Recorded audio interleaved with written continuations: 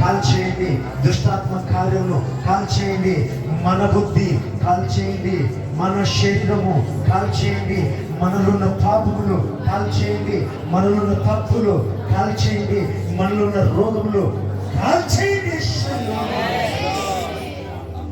మనం దీనత్వతో వస్తున్నాం స్వామి. బయటికి పోయి కూడా దీనత్వతోనే జీవించాలి. మనకి నేర్పండయ్యా.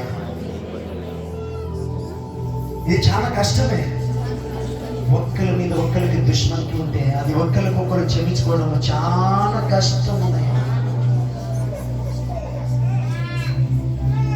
అయినా కూడా నీ సన్నిధానంలో వచ్చాము, ఒప్పుకుంటున్నాం నైనా. మేము తప్పిస్తులు ఉన్నాము, పాపిస్తులు ఉన్నాము. మనలో ఉన్న తప్పు క్రియలను, పాప క్రియలను కాల్చిపోవాలి.